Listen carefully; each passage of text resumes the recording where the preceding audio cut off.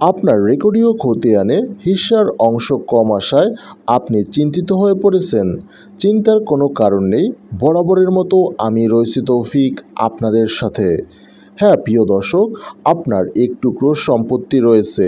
এই সম্পত্তি হতে পারে ক্রয়সূত্রে বা ওয়ারিশ সূত্রে, কিন্তু আপনি রেকর্ড প্রকাশের পর দেখতে পেলেন আপনার হিস্যার অংশ 270 পয়েন্ট থাকার কথা, কিন্তু আপনি দেখেন আপনার 190 পয়েন্ট রেকর্ডে এসেছে। এর ফলে আপনার দলিল বা ওয়ারিশ সনদ থাকার পরেও আপনার সম্পত্তি কম ভোগ করতে হচ্ছে। এজন্য আপনাকে যে পদক্ষেপটি গ্রহণ করতে হবে, প্রথমে আপনাকে যাচাই করতে হবে আপনার দাগের ওই সম্পত্তিগুলো কার নামে রেকর্ড হয়েছে।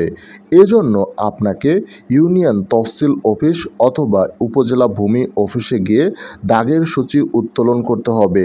ওই দাগের সম্পত্তি কার কার খতিয়ানে গিয়েছে সেই খতিয়ানগুলো আপনি নিজেই আইডেন্টিফিকেশন করুন। আইডেন্টিফিকেশন হয়ে গেলে আপনি সকল খতিয়ান উত্তোলন করুন। এরপর আপনাকে একজন অভিজ্ঞ আইনজীবীর শরণাপন্ন হন।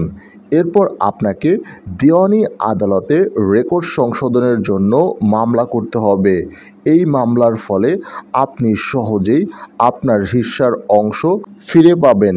এর ফলে আপনার দখল আরও বৃদ্ধি পাবে। প্রিয় দর্শক, আশা করি ভিডিওটি বুঝতে পারছেন। ভিডিওটি যদি ভালো লাগে অবশ্যই লাইক, কমেন্ট, শেয়ার করুন। আসসালামু আলাইকুম।